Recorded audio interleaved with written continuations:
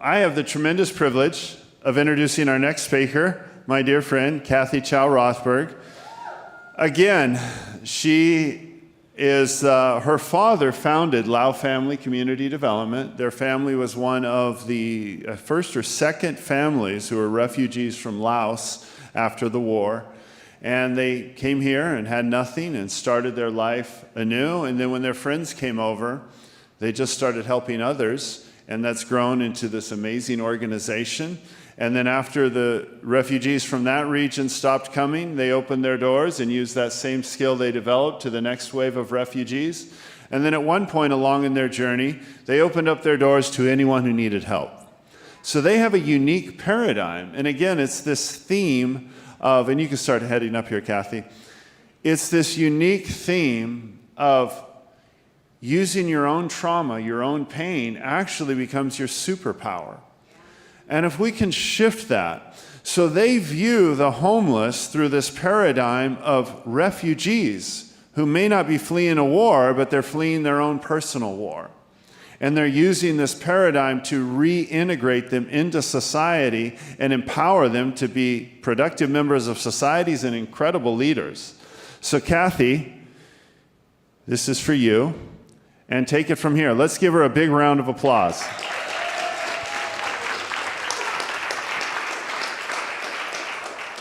Hi, good morning. Can you hear me?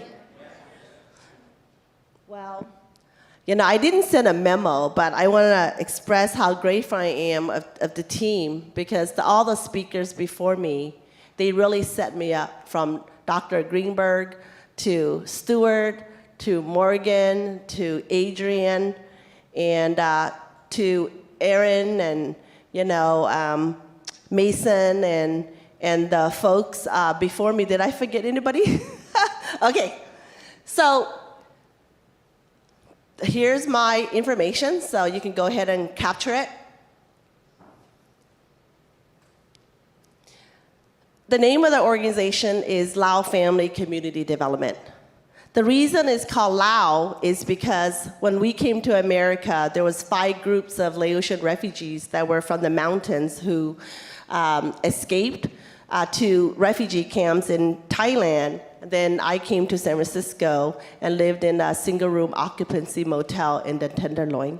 So imagine that, coming from the mountains where we didn't have clean water, where we had to grow our vegetables and forage for roots and herbs and fruits, and then to raise pigs and chickens, and you had to trade to get salt and oil, and you had to figure out how to create fire.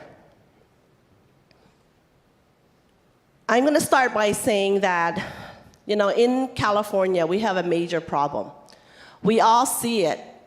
There are approximately 182,000 people who are experiencing homelessness at any given time. And that's 2023. In 2024, the point-in-time count data is going to come out in the next couple of months, and then we'll be able to see. It's highly likely that it's going to be over 200,000 people. The second problem that we have in California is that developing affordable housing is extremely unaffordable to develop. Oftentimes, each unit of housing costs about $1 million to $1.4 million to build one unit of housing for one family. And the third problem is that, on average, it takes about 8 years to find a piece of land, to finance the land, to do all the engineering and all the entitlement and the financing and etc. to actually build the apartment and then to lease it up. So 8 years. Approximately 2,000 people die a year in California from being outside. Can we wait 2,000 times 8 years, 16,000 people to die? Or 2,000 times 8, yeah, that's 16,000.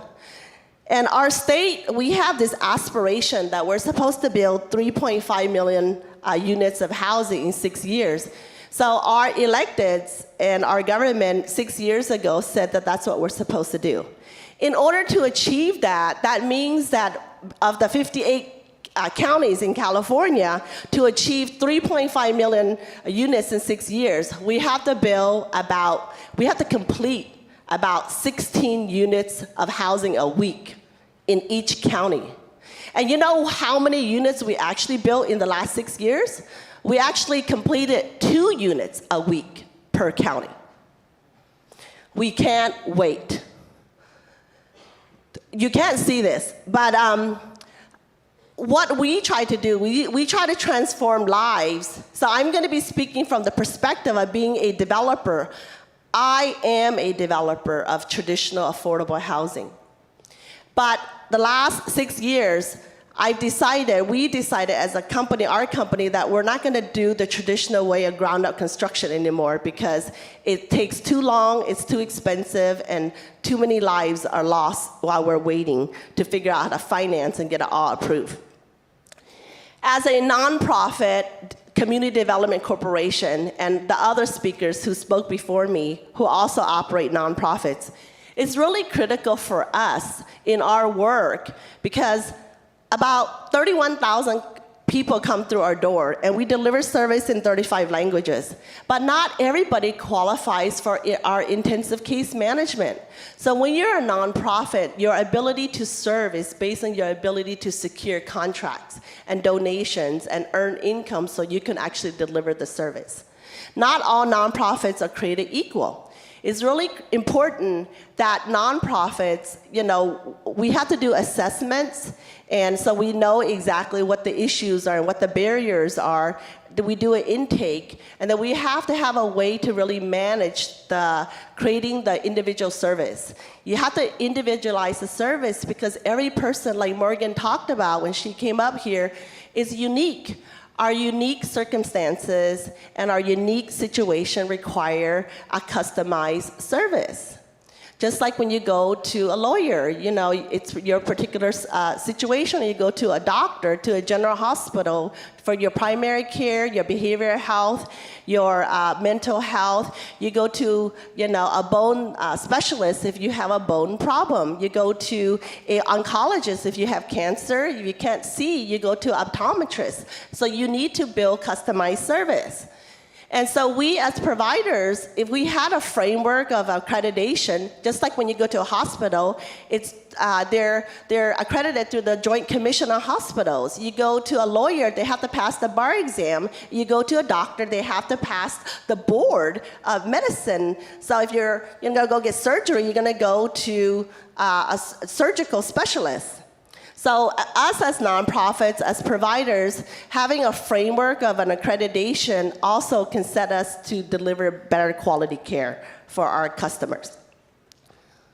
Okay, you can't see this, but this is Lao Family's model.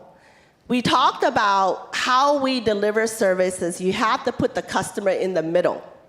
And there's nuclear families, there's kinship families, there's mixed families, same gender families. Families come in so many different ways, like Dr. Greenberg talked about. It has changed over the years.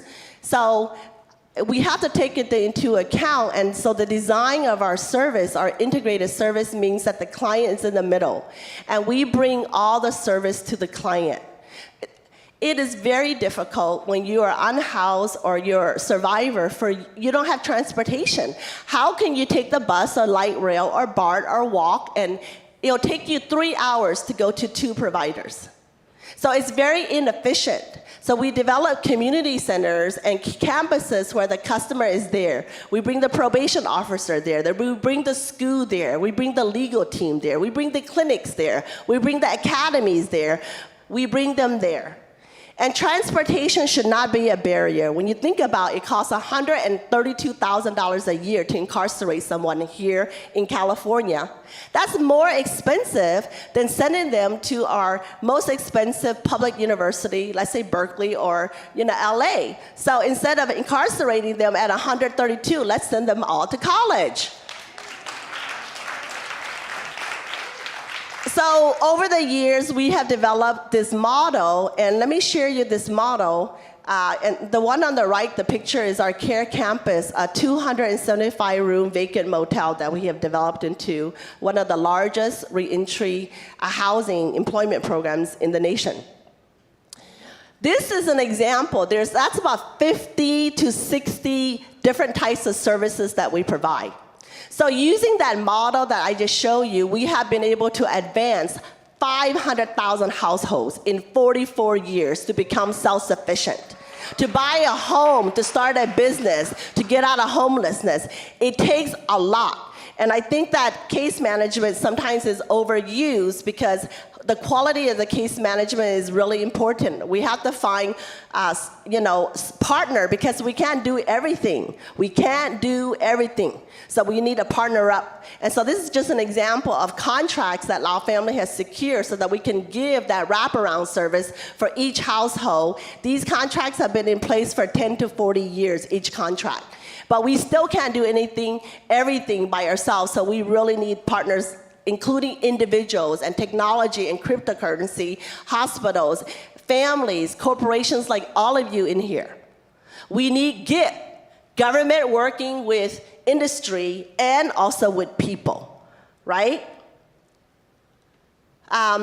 We have been affecting our work by delivering a model, and because affordable housing is so hard and so expensive, so long to develop, we have impacted our community and to help transfer families by basically leasing, guaranteeing, buying motels and creating community centers. So we have the CARE community centers, which are our full campuses with all the wraparound service that are 1.5 acres to 5 acres each. Our motels, we call them the campuses, CARE campuses. Well, there was CARE community centers and then there's CARE campuses. And the motels, we decided motels are the fastest way to get to housing. And we have been converting them to housing with private sector debt and equity. And creative finance with the sellers helping us as well. So we've been able to create close to 600 units of housing in 3 years. And then we also have CARE casitas because we're not going to be able to find or buy 100 plus units of motels all the time, although there are 163 vacant hotels right now in the state of California. So imagine that there's 10,000 rooms right now, so we can move everybody into the rooms. There are 69,500 homes for sale right now in California, and the median price is $760,000. By comparison, let me share with you, so this is an example of how our conversions are. So the Vagabond is in Sacramento, that's 107. The one on the right, that's the CARE Campus Oakland, that's a former Motel 6, 285. CARE Campus on the orange there was a 30,000 square foot furniture warehouse with railroad land at the back. It took us 8 years to get it out of court, but then we were able to convert it. And then on the right is a former Comfort Inn that we have been able to convert to 117 units of housing. It took us basically 6 months to 18 months to acquire and rehab these properties, and it cost us between $65,000 per studio to $120,000 a studio. And like I said, 6 months to 18 months, not 8 years, and not 1.2 million to 1.4. Okay, that's lives that we can transform right away. So this is my last slide, and my dream team is over here. Okay, I have Mike Kwok, I have Katrina, and I have Brad. We have a table outside. You're welcome to come and talk to us in detail, to ask us, how we do our work, and if you want to partner up with us, come and talk to us about how we can help you, your city, your church, your organization. You can sponsor a family. You can sponsor a unit. You can collaborate with us. Our mission is to advance all families in California, and that we should all thrive, like Ted talked about. There's more wealth here in California, in this region, than ever before. You guys saw the news. Just 6 people sold all their stocks. Billions of dollars were sold just recently. So we have the vision, we have the mission, we have the model, and there's plenty of money, there's plenty of property. So let's work together. Okay, let's connect, Let's meet up, let's have coffee, let's visit with each other. Superman is not gonna come and save us. We need to save ourselves together, okay? Thank you. Woo! All right. Stay up here. I intentionally told her to keep her talk tight, okay? Because every time people have wanted to ask her a lot of questions. So now we have time to take a few audience questions. So to recapture something, I guess I have a question. Your CARES campuses, I've been sharing this, and tell me if I've got the stats right, that within I say you have a 95+% success rate of resettling the homeless, reintegrating them into society so they're independent, with a job, with first and last month's rent. They've overcome their traumas, their addictions. I mean, we all have traumas and addictions. None of us are perfectly mentally healthy, but enough to function. And in 6 to 18 months. Is that correct? Correct. Let me explain. So we've been doing this for 44 years, over 500,000 households. And we started with refugees, and then we went on to families who are in public welfare, generations of public welfare, single moms and single dads. Then we moved on to help individuals or adults with disabilities, so then they could also become independent. And then we started to help individuals who had incarceration. So the data for our incarceration who are formerly incarcerated as well as homeless, approximately 90% can achieve self-sufficiency in 6 months. And because we have developed this method, so then the other 10%, they would graduate in 1 year. Individuals who are unhoused and who are in the encampments and in tents and in their cars and RVs, approximately our data right now is that 80% can achieve independence in 1 year. And then about 20% individuals who are on SSI with disability, with no income, no family support. It takes us about 16 to 18 months to be able to advance them into independence. So they have an apartment. You know, Dr. Greenberg talked about credit. Nobody talks about credit. Credit is critical for housing, period.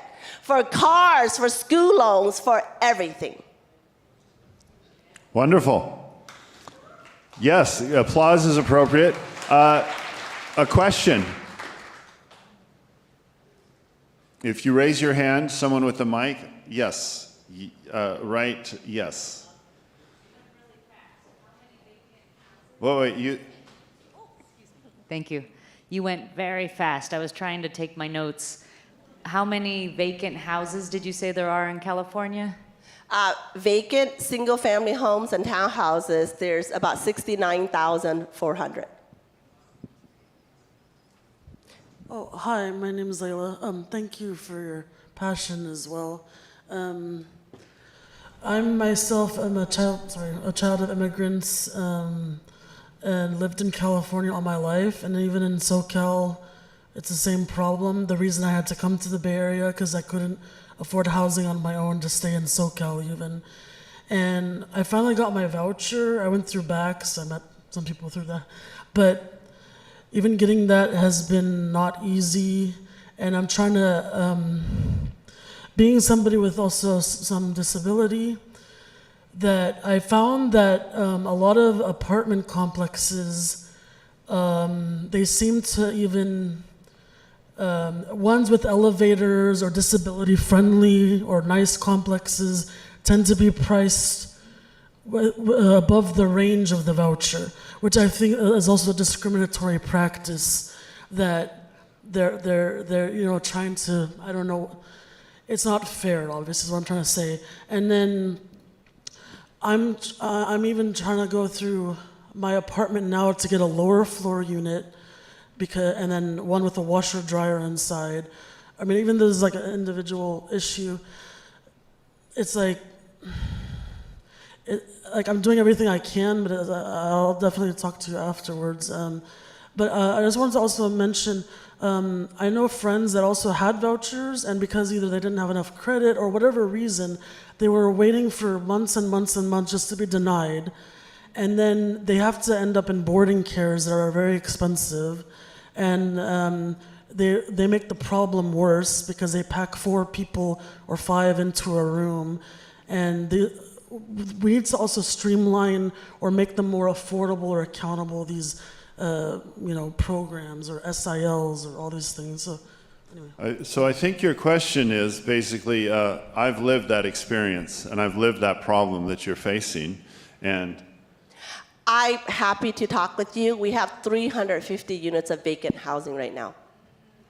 And this is what I want to talk to you all, because the pipeline, it's actually not that hard to do this.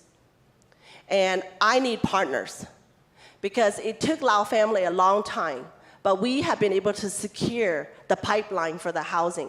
We can't do this in every county, but if your county needs it, we're happy to talk with you, and we will waive your credit. Well, we can waive your 3X. So come and talk to us at our table over here. We have 350 units of housing.